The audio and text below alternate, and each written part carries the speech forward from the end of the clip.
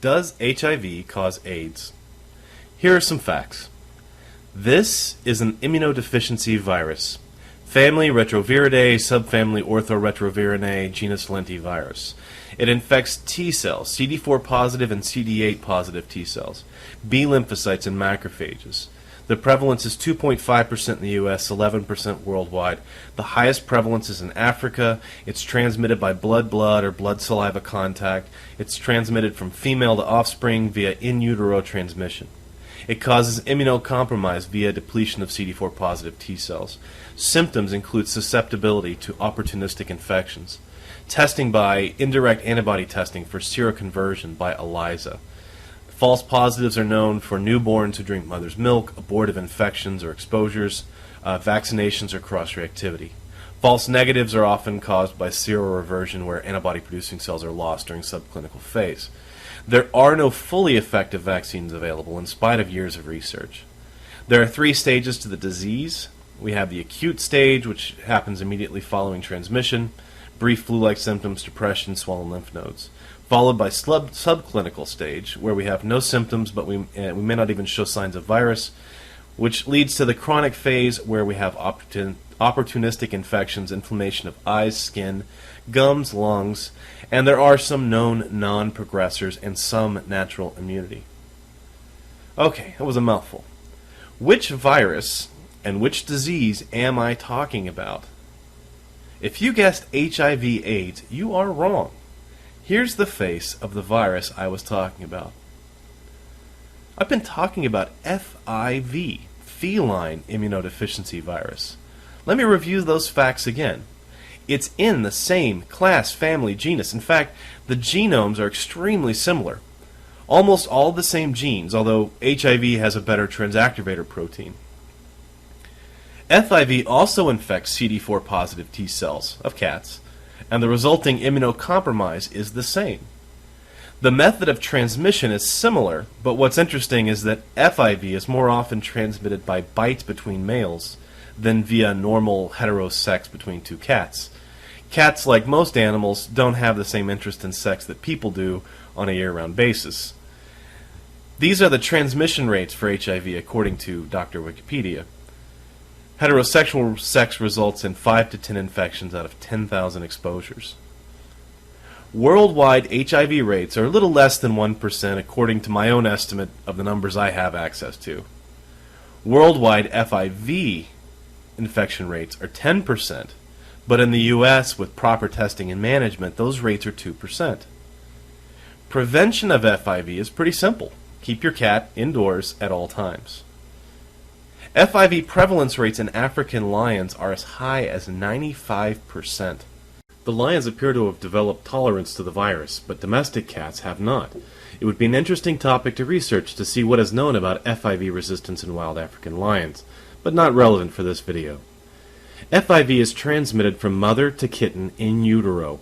That's to be expected. Kittens born to infected mother cats will derive antibodies in mother's milk. There is a vaccine available, but only protects from a few clades, and the protection is not complete. This is actually the same challenge we face with HIV vaccines. An incorrect or incomplete vaccination can actually accelerate virus transmission because it makes it easier for the virus to enter immune cells, its favorite host. There are 3 stages to FIV, just like HIV/AIDS. All lentiviruses are slow viruses, meaning they spend part of their life cycle lying dormant in the host genome, resulting in a long subclinical phase. It's not until they are triggered by some stress on the host cell to reemerge and produce frank viremia, detectable levels of actual virus particles. Testing for virus particles during the subclinical stage would always be a negative. That's one reason why tests for FIV and HIV focus on seroconversion, or antibodies against viral targets. This can lead to false positives. That's antibody but no virus. Why? Well, sometimes the immune system wins the fight. The host is exposed to virus but not infected. The antibodies and the cells that produce them stick around. Another possibility, cross-reactivity. Sometimes antibodies against something else will also react to the virus. That's why ELISA tests for a single target are not good evidence. With each additional test for a different antigen, the chances of cross-reactivity explaining the results drop. I will explain in a different video why there is no reference standard for HIV antibodies. What about the other viruses related to HIV? Well, there's simian immunodeficiency virus, and it's pretty well tolerated, like lions and FIV. But if you take the virus from an African monkey and infect an Asian monkey and vice versa, they both develop simian-acquired immunodeficiency syndrome, just like taking a lion virus and infecting a house cat. In the same group as HIV and SIV, the primate lentiviruses, are three other viruses I'd like to mention. Equine infectious anemia virus, and this is the one I was most interested in. It's also known as swamp fever. It follows the same course as HIV and FIV, but it results in chronic fever and fatigue. It infects a slightly different type of cell, so monocytes and macrophages, but not CD4 positive T lymphocytes. And it does have one extra gene that it enables it to do so that HIV lacks. It's also transmitted by blood in utero, but also by biting insects. Caprine arthritis encephalitis virus, or CAEV, is that's goats, by the way, is probably closely related to EIAV. It infects the same types of cells, and it has that extra gene. It's extremely prevalent. 35 to 81% of dairy goats tested positive for it, although only 35% will show clinical signs, which includes autoimmune arthritis and wasting.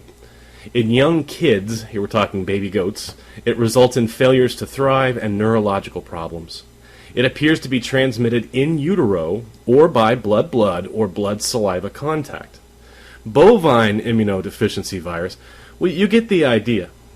So, in conclusion, if you want to believe that HIV doesn't cause AIDS, fine, but that would make it a very unusual member of the group of viruses it belongs to. If you want to believe that HIV is a vast conspiracy of the world's scientists, physicians, and healthcare workers, fine. But are the veterinarians in on it too? But if you, like Dr. Duesberg, want to say that HIV is, as the cause of AIDS, is unlike any other virus-disease relationship, you are just wrong.